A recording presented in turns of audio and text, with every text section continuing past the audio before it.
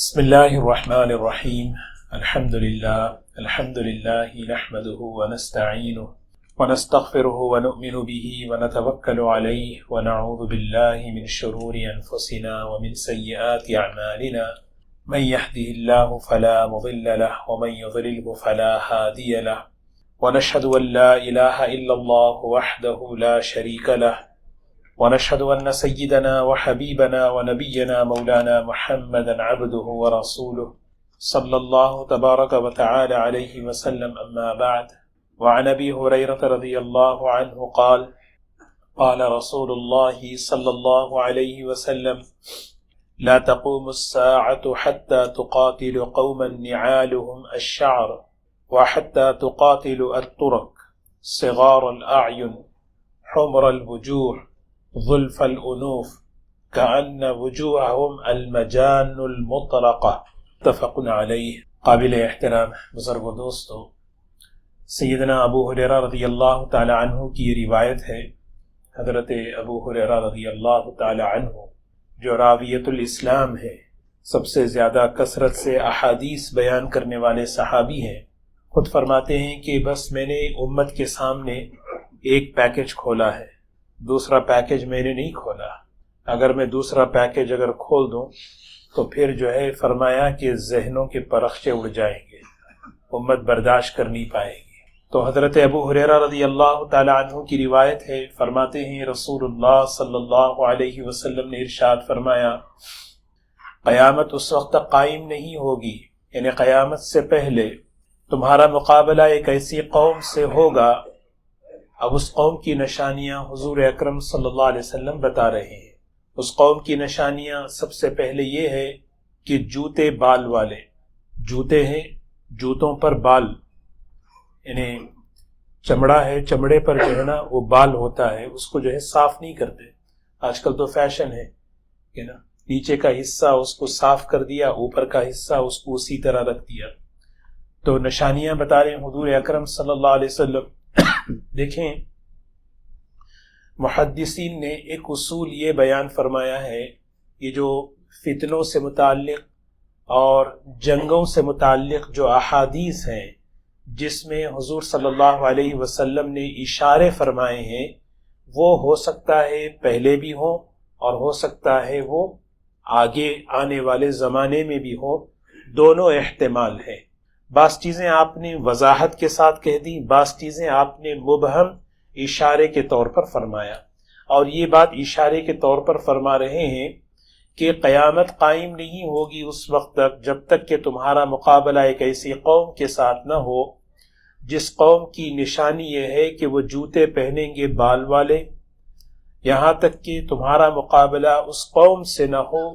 الترک، ترک کہتے ہیں، ترک یعنی ترک سے مراد عام طور پر ہمارا ذہن ترکی کی طرف جاتا ہے. یہاں ترک سے مراد ترکی نہیں ہے، یہاں ترک سے مراد ترکی نہیں ہے، کیونکہ حضور اکرم صلی اللہ علیہ وسلم آپ کے زمانے میں جو جغرافیہ تھا، جو میپ تھا، وہ آج کے زمانے میں بدل چکا ہے. تو یہاں پہ ترک سے مراد دوسری قوم ہے. میں بتاؤں گا وہ کون سی قوم ہے. نشانیاں اس کی دیکھ لیں. صغار الاعین، جن کی آنکھیں بالکل چھوٹی چھوٹی. حمر الوجوہ، جن کے چہرے سرخ لال. ظلف الانوف، جن کی ناک چپٹی.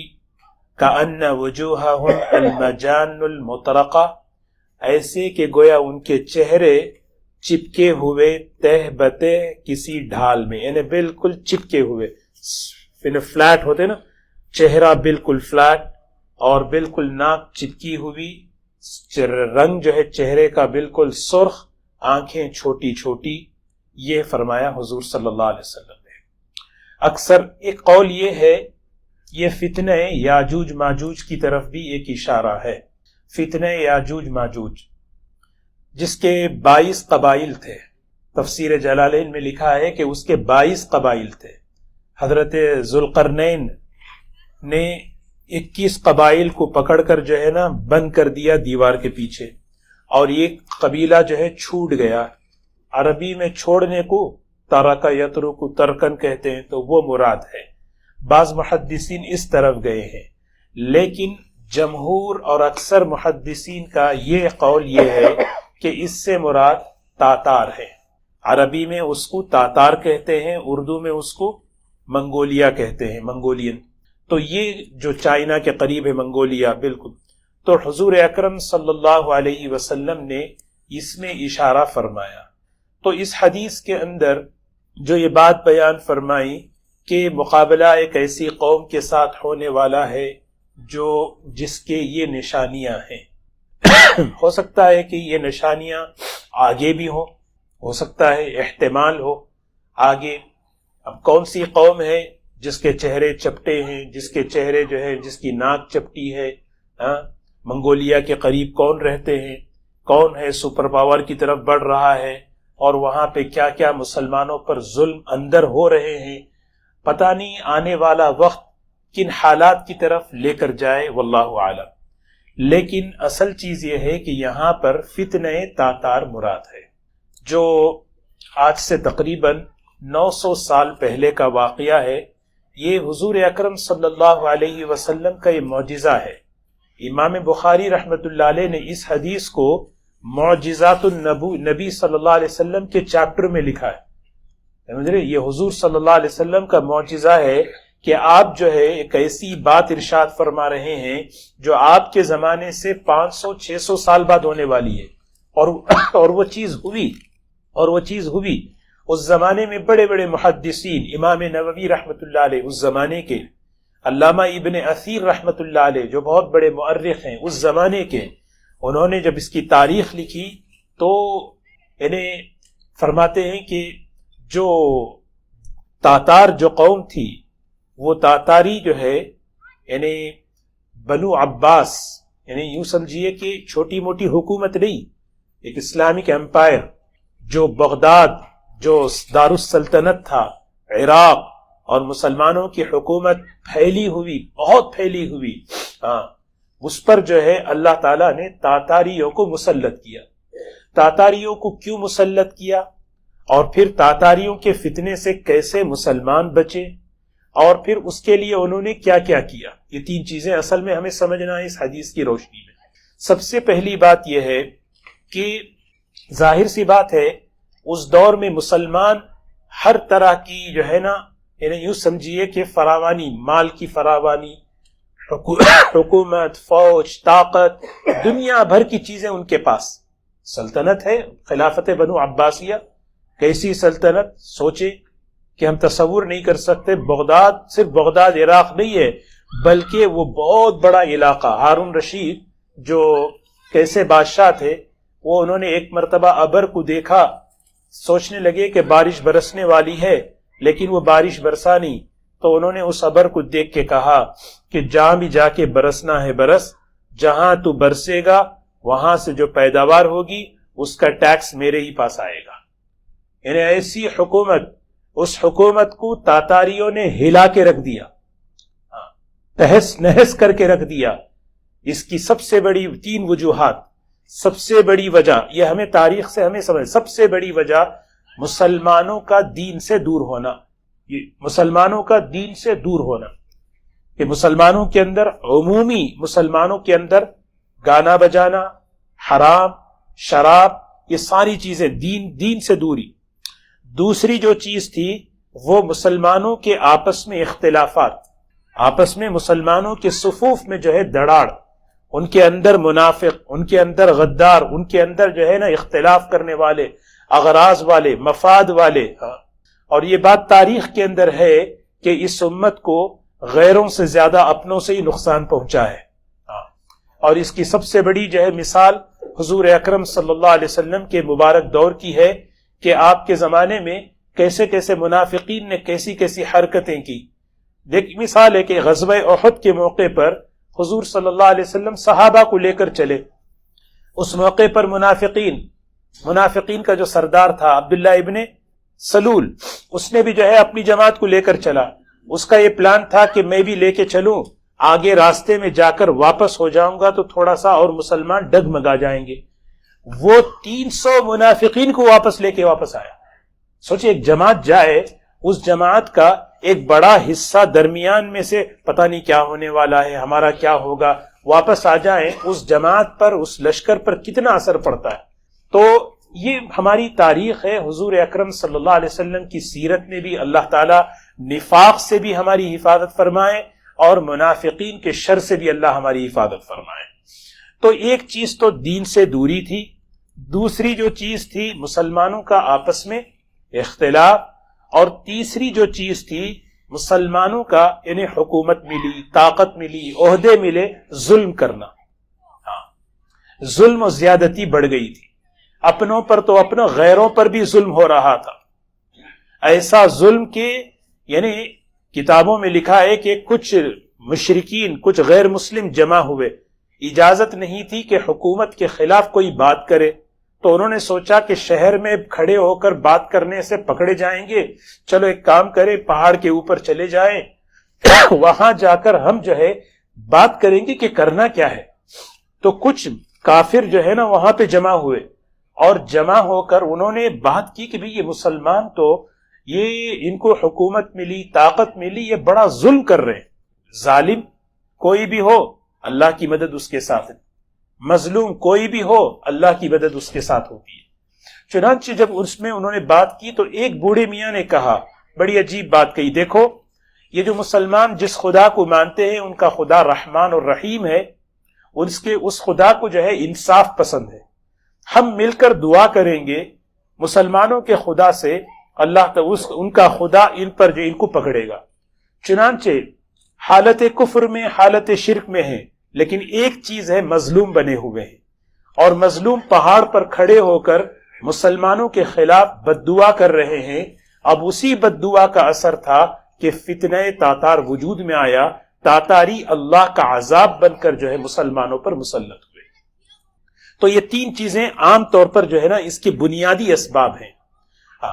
لیکن جو ہے نا اسی یہی وجہ تھی نا، اب یہ فتنہ تاتار جب وجود میں آیا، اللہ اکبر، دو باتیں عرض کروں، کیا حشر ہوا، جانی نقصان، مالی نقصان، علمی نقصان۔ علمی بغداد جو ہے یہ علمی مرکز تھا، مسلمانوں نے بہت کام کیا، بہت بڑے بڑے کتب خانے، لائبریری، ان تاتاریوں نے جو ہے لائبریریوں کو جو ہے نا تباہ و برباد کر دیا، اور وہ جو کتابیں تھیں ان کتابوں کو جو ہے نا پانی میں ڈال دیا۔ تاریخ میں مستند تاریخ، علامہ ابن اثیر رحمت اللہ علیہ اسی زمانے کے ہیں، وہ تاریخ لکھتے لکھتے کہتے ہیں، یا لیتنی لم تلدنی امی، کاش میری ماں مجھے جنی نہ ہوتی تو اچھا ہوتا کہ یہ تاریخ لکھ رہا ہوں۔ سوچے اتنا بڑا آدمی تاریخ لکھنے والا، وہ یہ کہہ رہا ہے کاش میری ماں مجھے پیدا ہی نہ کی ہوتی، میں یہ دن دیکھتا اور یہ تاریخ لکھتا۔ اٹھا کے پورا کتب خانہ کتابوں کا جو ہے اٹھا کے دریا میں پانی میں ڈال دیا، جس کی وجہ سے جو روشنائی، جو سیاہی ہے، وہ پانی میں مل کر پانی کا رنگ بدل گیا۔ یہ علمی نقصان۔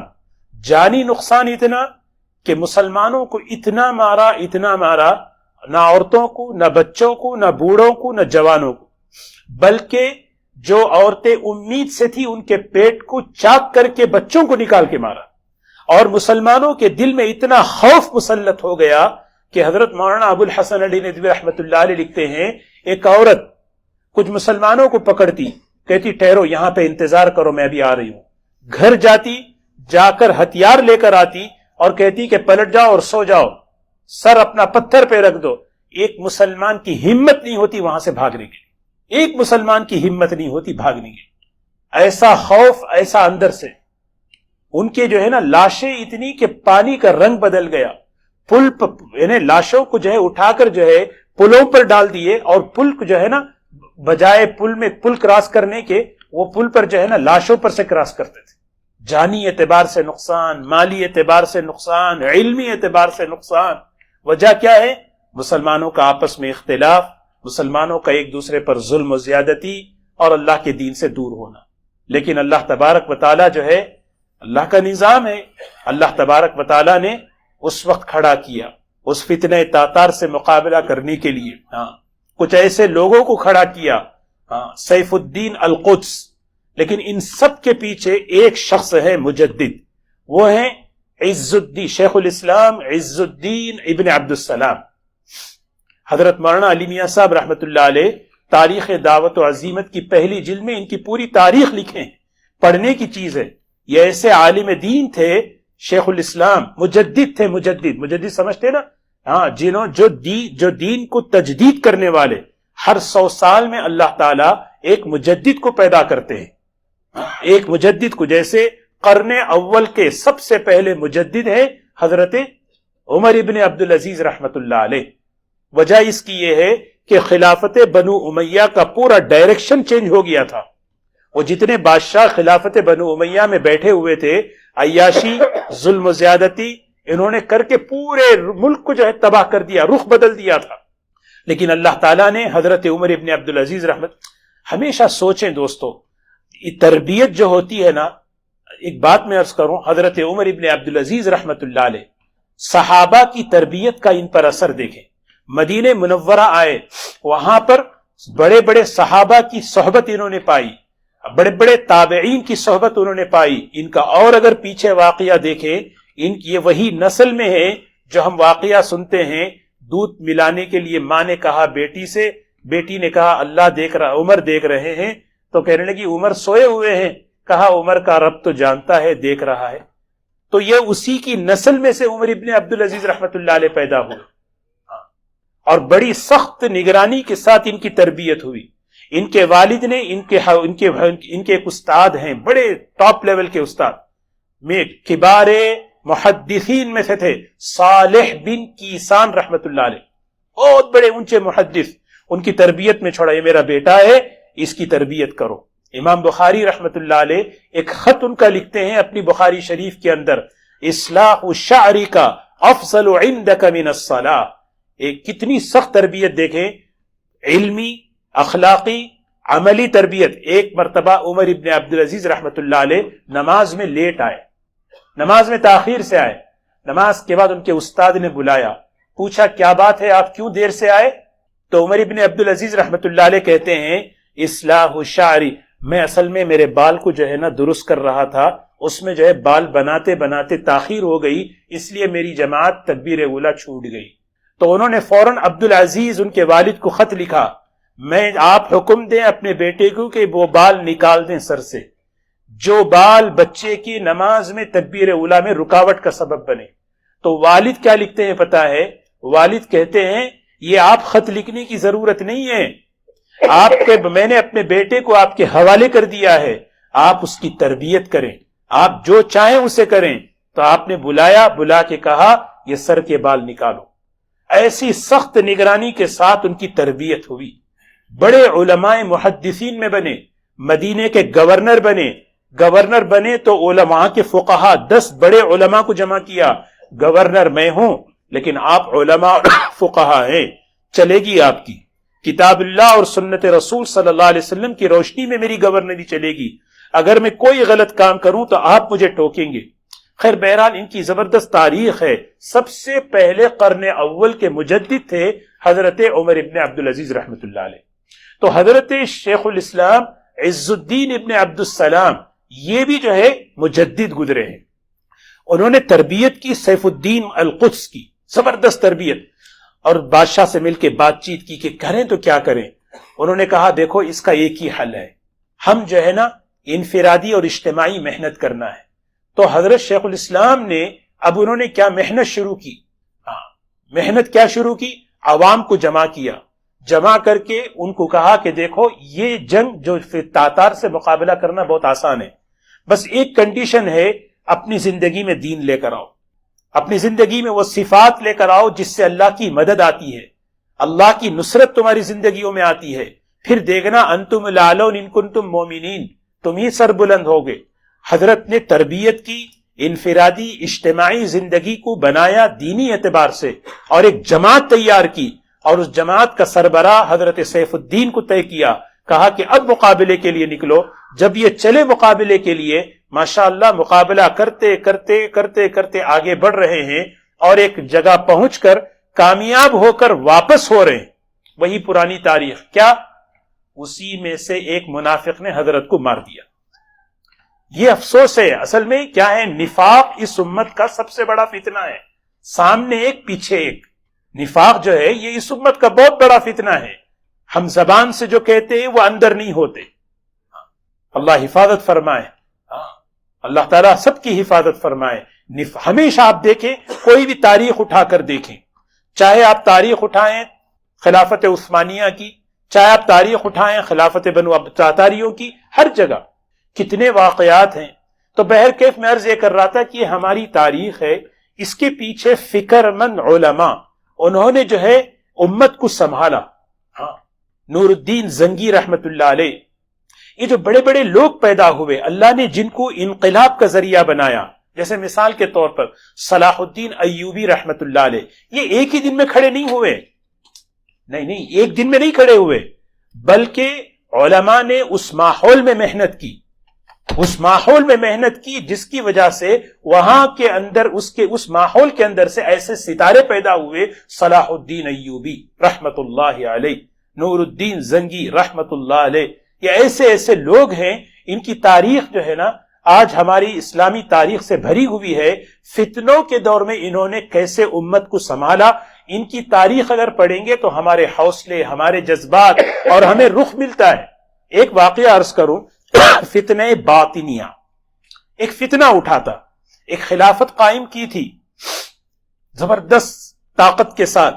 اس بادش قرامتا کا ایک بادشاہ تھا طاہر نام کا, اس نے اتنی تباہی مچائی, مکہ مکرمہ میں حملہ کیا, طواف کرنے والوں کو شہید کیا, اپنے جو گھوڑے تھے ان سے پیشاب کروا کر مطاف کو جو ہے نا گندا کیا, اور حجر اسود کو نکال کر اپنے پاس لے کر آیا. 23 سال حرم میں مکے میں ایسے گزرے ہیں, کتنے 23 سال مکہ مکرمہ میں بیت اللہ میں, جہاں پر حجر اسود وہاں نہیں تھا. کیا آج بھی فتنے ہیں؟ آج بھی فتنے ہیں, لیکن یہ امت ایسے فتنوں سے گزری ہے, حکومتیں ان کے پاس, طاقتیں ان کے پاس, سب کچھ ان کے پاس, لیکن ان سب کے باوجود یہ امت فتنوں سے گزری ہے. لیکن حضور صلی اللہ علیہ وسلم نے فرمایا ان امتی کلھا خیر, میری امت میں خیر ہی خیر ہے. کب خیر وجود میں آئے اللہ ہی بہتر جانتا ہے. لیکن حضرت امام غزالی رحمت اللہ علیہ, حضرت امام غزالی رحمت اللہ علیہ کو اللہ نے کھڑا کیا, اور وہ اس فتنے باطنیت کا مقابلہ کیا, اور حضرت نے ایسا کہ صلاح الدین ایوبی کو تیار کیا. حضرت امام الحرمین جویری رحمت اللہ علیہ نے صلاح الدین کی تربیت کی. کیسی تربیت سوچے, حضرت راتوں رات کھڑے ہو کر اللہ سے مانگتے تھے, مقابلے کا وقت ہے, رات بھر دعاؤں میں لگے ہیں, صبح مقابلہ کرنا ہے. تو ایک بزرگ جا رہے تھے, بوڑھے میاں, کہنے لگے حضرت دعا کریں کل مقابلہ ہونے والا ہے. تو بوڑھے میاں کہنے لگے صلاح الدین یہ رات کے تمہارے رونے نے ان کا بیڑا غرق کر دیا ہے, فکر مت کرو. ایسے بادشاہ, اسی لیے دوستو مجاہدین کی سیرت, علماء کی سیرت, اور پھر جو ہے ایسے نیک بادشاہوں کی زندگیاں جب ہم پڑھتے ہیں تو پھر ہمیں ایک حوصلہ ملتا ہے, ایک ہمارے اندر جذبہ بنتا ہے, یہ امت کن کن حالات سے گزری اور اللہ تعالیٰ نے اس امت کو سنبھالا کیسے. یہ امت کبھی بانجھ ہو, جیسے میں نے عرض کیا, کبھی یہ امت بانجھ ہونے والی نہیں ہے. حدیث پاک میں آتا ہے اس امت کے ابتدا میں اللہ نے عافیت رکھی ہے, اور اس امت کے آخری حصے میں آزمائشیں زیادہ ہیں. لیکن یہ فتنوں سے کیسے اپنے آپ کو سنبھالنا. دیکھیے حضور اکرم صلی اللہ علیہ وسلم ایک پیشن گوئی دے رہے ہیں, ایک مقابلہ ایسی قوم سے ہونے والا ہے, ہو چکا. اکثر محدثین یہی کہتے ہیں یہ فتنہ تاتار جو ہے نا, اس امت کے فتنوں میں جو ہے بڑے ٹاپ لیسٹ میں جو فتنے آتے نا, فتنہ دجال, فتنہ یاجوج ماجوج, یہ فتنہ تاتار بھی انہیں ٹاپ میں آتا ہے. لیکن اللہ تبارک و تعالی ہدایت دینے پر آئے. سبحان اللہ, کیسے ہدایت. ایک آدمی کے ہاتھ میں تلوار ہے, دل میں قتل کا ارادہ ہے, زبان پر بڑبڑاتے ہوئے نکل رہے ہیں, نعوذ باللہ حضور صلی اللہ علیہ وسلم کو قتل کر دوں گا. سوچیں, ہاتھ میں تلوار دے کر, دل میں قتل کا ارادہ ڈال کر اللہ ہدایت دینے والا ہے. یہ اللہ ہے, اللہ ہدایت اللہ کے قبضے میں ہے. 39 لوگ مسلمان ہو چکے تھے, یہ حضرت عمر رضی اللہ عنہ 40ویں نمبر کے مسلمان ہیں. جس وقت گھر پہنچنے سے پہلے ہی اسلام آ گیا تھا ان کے دل میں, اور حضور صلی اللہ علیہ وسلم نے دعا کی تھی 2 عمر میں سے کسی ایک کو یا اللہ دے دے. جب یہ اسلام لے کر آئے تو حدیث میں آتا ہے آسمان کے فرشتوں نے ان کو مبارکبادی پیش کی. کیسا اسلام تھا دیکھیں, تو وہی تاتار جو اس طرح مار رہے تھے، ایک بادشاہ جو ہے نہیں شکار کے لیے، بادشاہ کا بیٹا شکار کے لیے گیا، ایک بزرگ اللہ والے وہاں سے گزر رہے تھے، اس کی جو ہے نا فوجی پکڑ کے اس کو لے کے آئے، پکڑ کے کھڑا کیا، کون ہے تو؟ مجھے، لیکن میں مسلمان۔ اچھا یہ کتا بہتر ہے یا تو بہتر ہے؟ پوچھ رہے ہیں یہ کتا بہتر ہے یا تو بہتر ہے؟ لیکن وہ اللہ والے تھے، ہاں ایمان اندر تھا، جان کی پرواہ نہیں کی، انہوں نے ایک ہی جملہ کہا، اللہ نے ایمان دیا ہے، ایمان پر اگر میری موت آئے تو اس کتے سے میں بہتر ہوں، اگر میرا ایمان پر خاتمہ نہ ہوا تو یہ کتا بہتر ہے میرے سے۔ جیسے ہی یہ بات اس نے سنی تو اس کے اندر سے ایک جھرجھری پیدا ہو گئی، کیا بات ہے، یہ اسلام کیا ہے، دین کیا ہے، مجھے بتاؤ تو صحیح۔ اب انہوں نے دعوت دی، فتنے تاتار کو ختم کرنے کے لیے ایک بڑی داعیوں کی جماعت کو اللہ نے استعمال کیا۔ شیخ جمال الدین رحمت اللہ علیہ، ہاں یہ تھے شیخ جمال الدین جو بزرگ تھے نا، شیخ جمال الدین، انہوں نے خوب کھل کے اس کو دعوت دی، اور اس نے کہا دیکھو اس وقت جو ہے حالات صحیح نہیں ہیں، اب حالات جب بدل جائیں گے تو تم میرے پاس آؤ، میں تمہیں جو ہے نا میں تمہاری بات سنوں گا اور پھر بات چلاؤں گا، یہ اس نے کہہ دیا۔ وہ حضرت کا انتقال کا وقت آ گیا، اور اپنے بیٹے رشید الدین کو بلا کے کہا بیٹا میں تو مر رہا ہوں، یہ سعادت تیرے حصے میں ہے، جب پتہ چلے فلاں بادشاہ بن گیا اس کے پاس جا کر یہ میسج پہنچا دینا، الحمدللہ میرا کلمے پر انتقال ہوا، میں اس کتے سے بہتر ہوں۔ اب ہوا یہ کہ وہ وہاں پہ بادشاہ وہ بڑھ گیا، اب اس کا بیٹا ولی عہد جو وہ بن گیا، بڑا بادشاہ بن گیا، اب یہ پہنچنا ہے، سیکیورٹی ہے کہ قریب جا کر محل کے قریب اذان دینے لگی، اذان دیتے دیتے جو ہے نا لوگوں نے پکڑا، بادشاہ کے پاس لے گئے، بادشاہ نے کہا کون ہے تو؟ کہنے لگے انہوں نے پوری داستان سنا دی، کہا میں اسلام قبول کرتا ہوں، اپنے وزیر کو بلا کے کہا دیکھو میں اسلام قبول کرتا ہوں، تم بھی قبول کر لو۔ وزیر کہتا ہے میں تو پہلے ہی قبول کر چکا ہوں، آپ کے ڈر سے چھپا رہا تھا۔ اس طرح پورے درباری پہلے ہی اسلام، پہلے ہی اسلام۔ اللہ تعالیٰ عجیب ہے، تاتار کیسے مسلمانوں پر مسلط ہوئے، پھر اللہ نے اسی قوم کو کھڑا کر کے جو ہے نا اسلام کا کام کیا۔ اللہ بڑے ہیں، اللہ کی قدرت بڑی ہے، ہدایت اللہ کے ہاتھ میں ہے۔ تو یہ تاریخ جو ہے، یہ تاریخ سے ہمیں رہبری لینا ہے۔ جو 3 بنیادی اسباب علماء نے لکھے، دین سے دوری، آپس کا اختلاف، اور جب ظلم چاہے کسی پر بھی ہو، اس سے جو ہے نا کیا ہوتا ہے، حالات پلٹ جاتے ہیں۔ اللہ ہم سب کی حفاظت